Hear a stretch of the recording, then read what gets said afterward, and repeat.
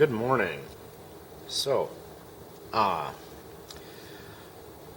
since the whole point of these little engines is to play with them, now that we've got this running, I'm going to take it apart a little bit and see if there's anything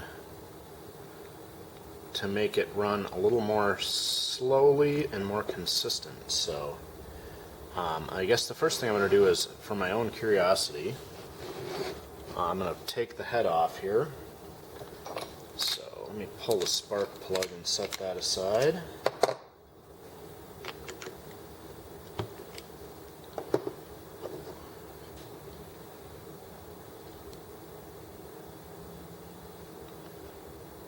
And that spark plug is soaking wet. Huh.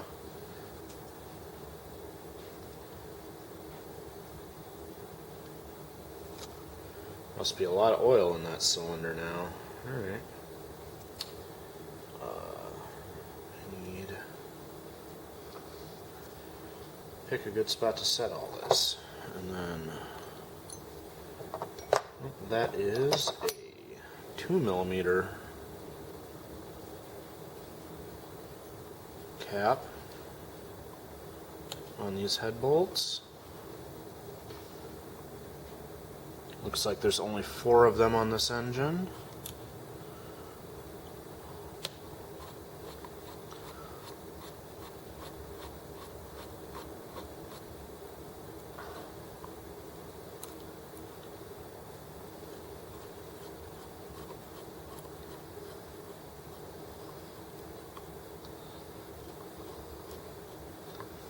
Good. And the head is just going to come loose,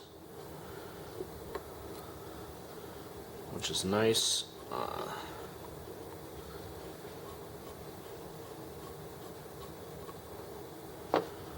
Just get all 4 of these head bolts out, and the valves here are set into the head a fair bit. Holding them open, they do still, they do still strike the head of the piston, but there we go. Give that a little wipe. Looking nice there.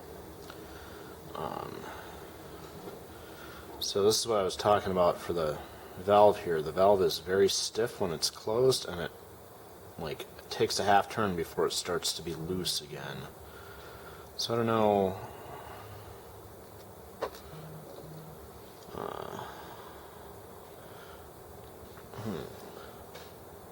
I don't know if that is visible or not, but this has a dual taper on it as well. The valve needle on the ET series has a straight taper, and this has a second taper on the end to give it a tighter sealing face, it looks like. So that might be the case. It might be that the valve seat is not quite the right taper, so when you tighten it in, it wedges in to the taper instead of seating against it. That would explain why it's stiff right away like that. So there we go.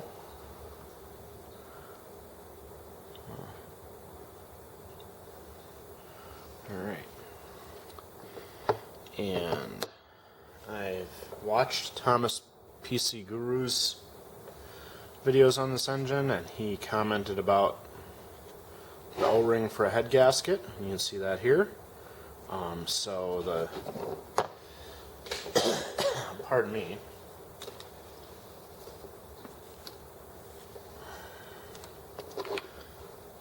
The cylinder liner has a big flange for that head gasket ring to sit in. Let's see. Give it a little inspection of the cylinder bore there. Looks good. And while we're at it here, just turn around and pop the big end off.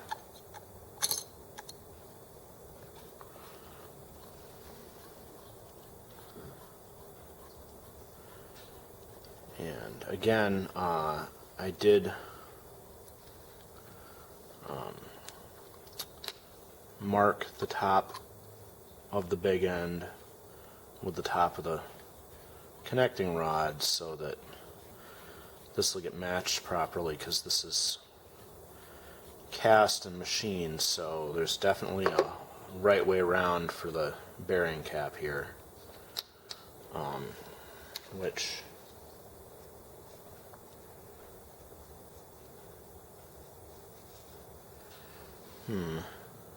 there's no bushing in this bearing cap. I guess I should get a magnet and find out if that's aluminum or cast iron or steel or something. My guess is it's aluminum, just because it doesn't feel very heavy. And also that would be a good choice, because if this crankshaft is steel, having it run on aluminum would be a decent enough choice for a bearing surface. So, and just like the ET series, the big end of the connecting rod is too big to slip all the way out here. That wrist pin is floating like the other engines, but I haven't noticed any wear yet, so I'm gonna not worry about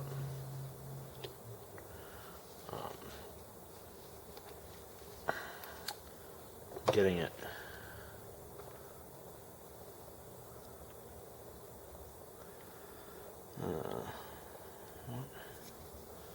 somehow.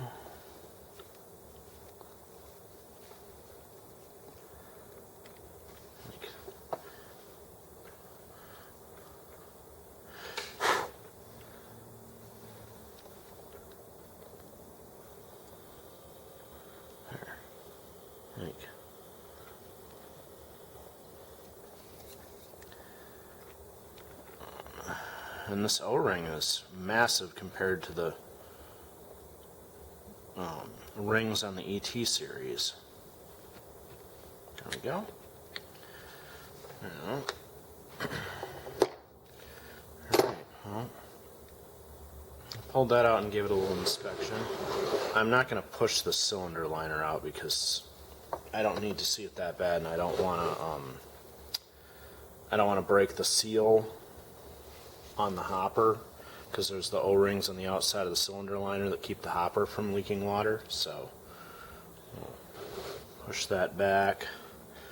I kept the mark up, so put the mark up on the big end strap, and then, like, apparently drop it in a wow.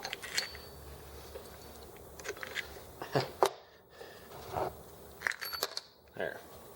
Drop it so it falls under the engine, and then I have to figure out how to get it out. Alright.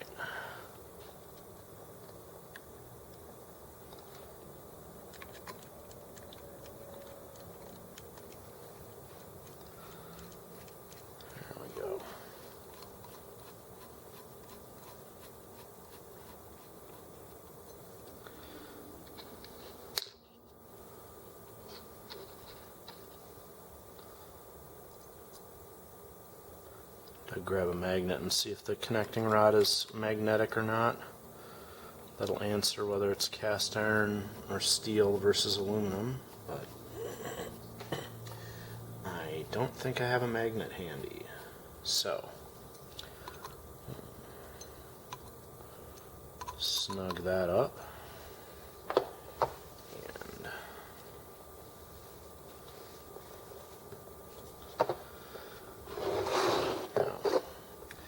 Next step is look at the governor on the side here and see what can be done about that. So the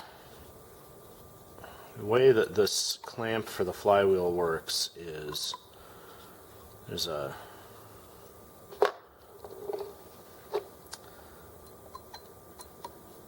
these bolts are going into a wedge, and that wedge, which looks like I'm going to have to give it a gentle pry to.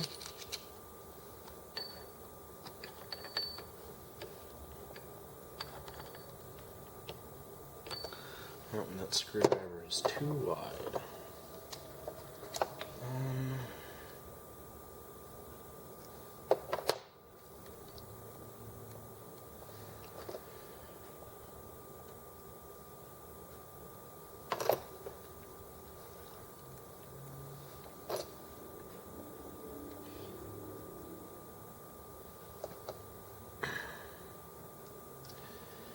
Alright, let's see.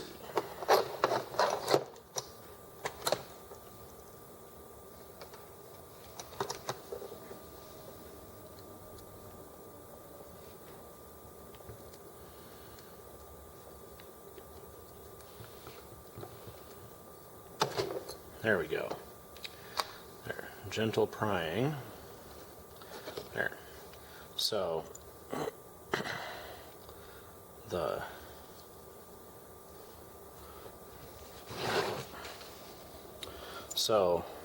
the inner collar here is split, and then the outer collar here is also split, and when you tighten the two collars together, they're wedge shaped, so the tightening it presses the outside collar out against the flywheel, and the inside collar wedges in against the crankshaft. And that's how that tightens on there. So, leave that assembled and set aside.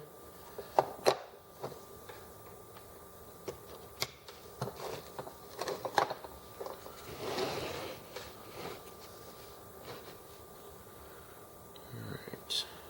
Now,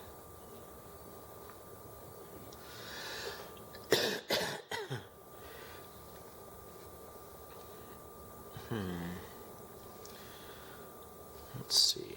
Oh, looks like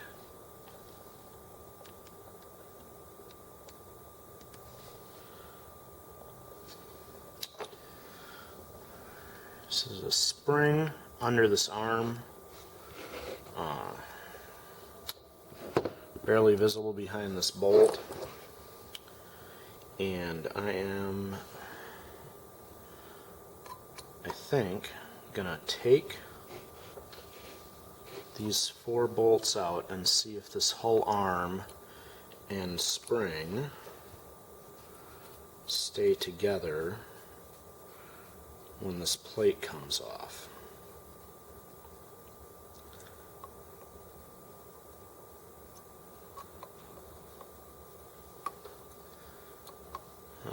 And these are 1.5 millimeter cap heads. And the top one is long, and the bottom one is the bottom one is long, and the top one is oh, there's only one long one. All right, well, we'll have to keep that in mind.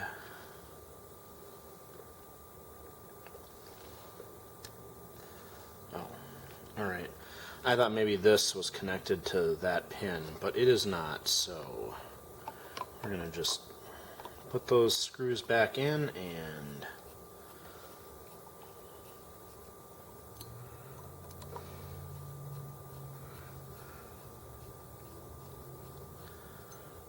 figure out what to do instead.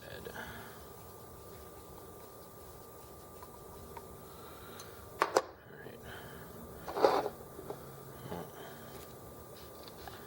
I need to lift this arm off, and that spring is in there, so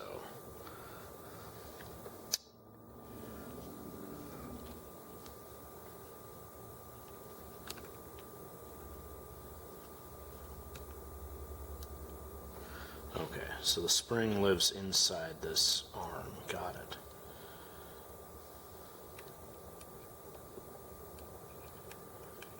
And to get that back in place... Oh. There is... I wonder why that hole is there.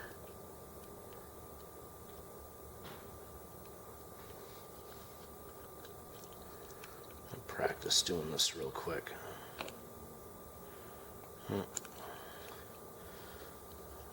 Yeah, alright, well, there's a hole there that's going to cause trouble putting this back on, but we'll figure that out when we get there. Now, I can already tell that part of the reason this engine runs the way it does is because this pawl here is not the right shape, or is not a good shape for a hit and miss engine. So when it sticks in to interrupt, you can see how it's got a back angle. So when it's in the way of this rod, the rod is pushing back and has a wedge pushing the pawl here out. On most hit and miss engines, they would put a back rake on this to make sure that when it's engaged, it's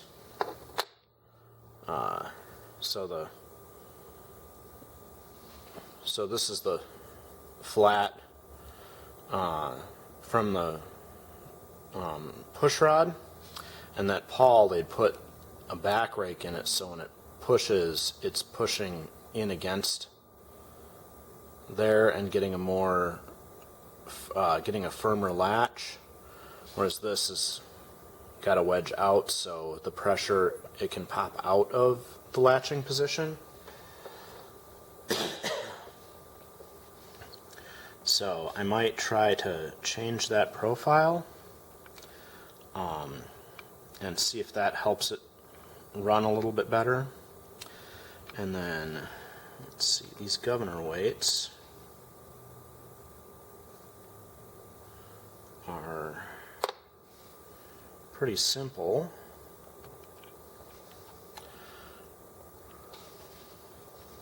So, that center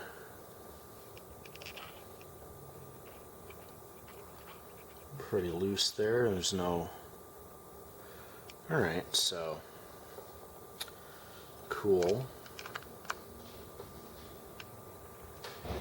Actually, I'm just going to pull that center pin out. Oh, hey, I wonder if this whole camshaft comes off now. Oh yeah, the whole camshaft just comes off. Alright, well, since the cam is off, see it's got a strange shaped lobe. That was the thing I was showing the other day when I was rotating it gently.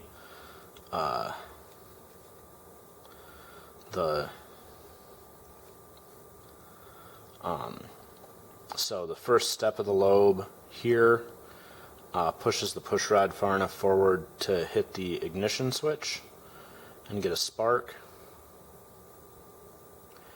And then this angle here is the power stroke, and then it stretches further up to hit the exhaust valve open, and then drops off to close everything. So, and I foolishly did not put a timing mark on this when I pulled it off because I was too excited to pull it off and look at it. So, what do we got? We got a bottom dead center there, which means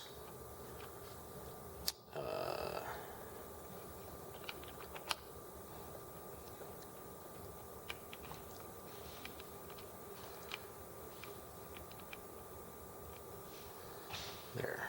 That should be it. Alright, let's see here. We got compression and nope. I am off by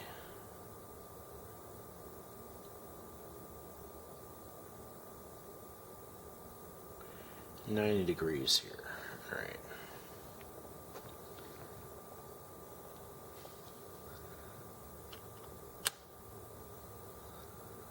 There.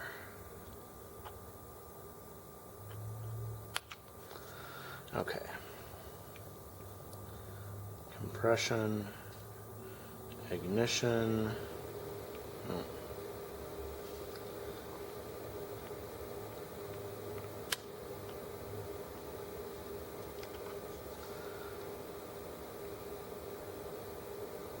Ignition.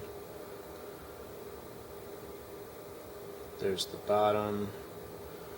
Exhaust.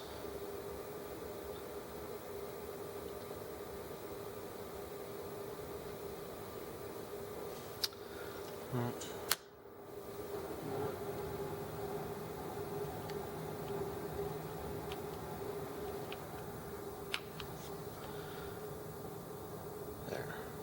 Full closed. Intake. Compression. There we go. Ignition. Power. Moves out for exhaust. And then drops back down for intake. Okay. That should be that.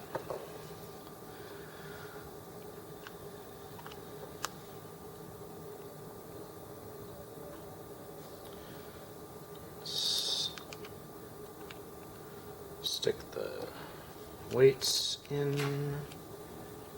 All right.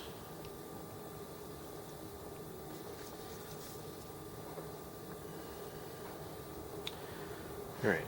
So I'm gonna take a look at trying to reprofile this to be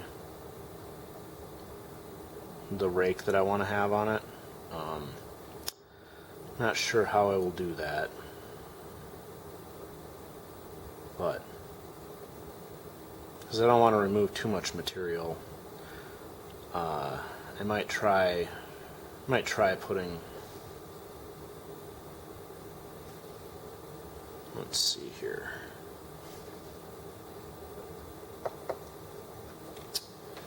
Oh, that's where I put my.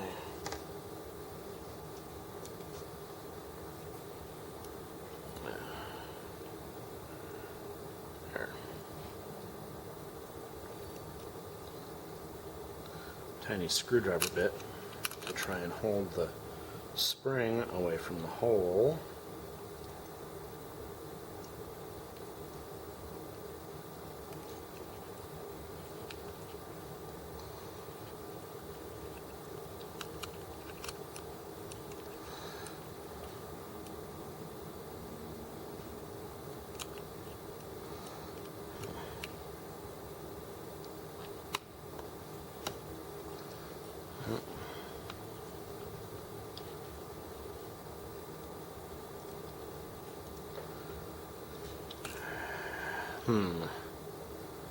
I honestly cannot figure out how that went in there, so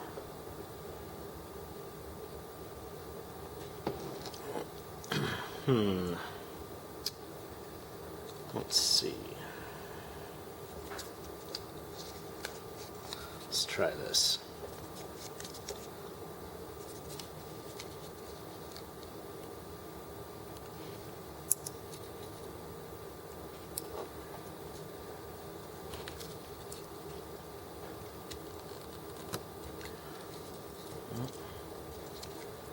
Nope.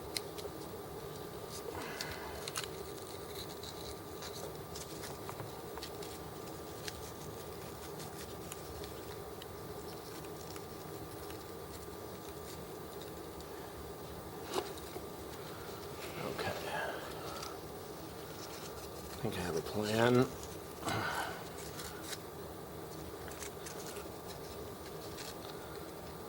Put our piece of sandpaper over the hole. Hold it in place, and then when I have the arm in place, we're going to just pull the sandpaper down as we slide the arm in.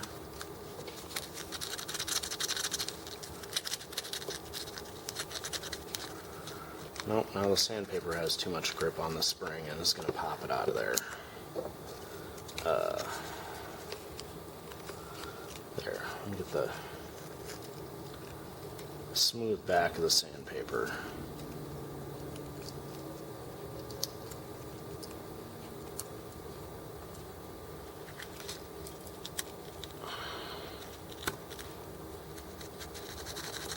There we go. That was the secret. So the smooth back of the sandpaper or a piece of paper should slip over that hole, and then if you work it down with the arm when you're putting it back on. So yeah. Alright.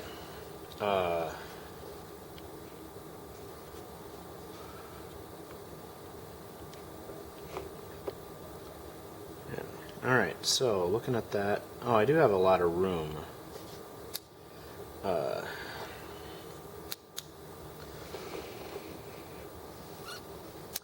There is, let's get a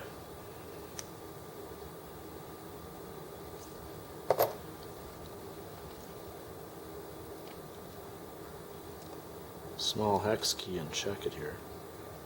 Yeah, there's about a millimeter gap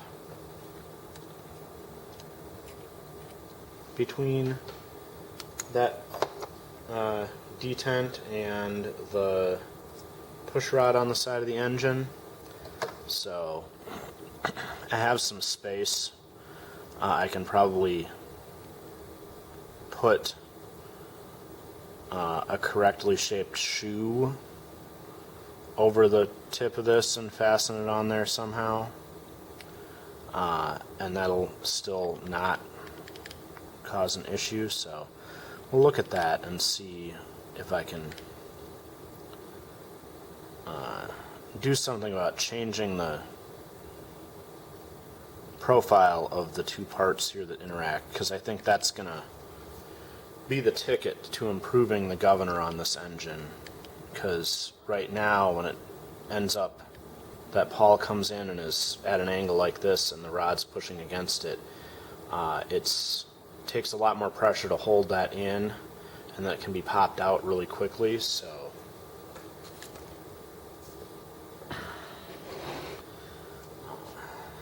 hopefully that small modification would be the thing that will maybe make it run a little more slowly. So alright, let's put the head back on, but I will leave the flywheel off until I figure out what to do with that pawl. And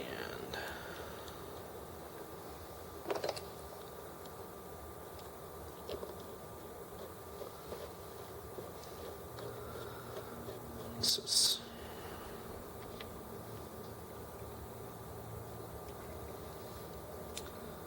the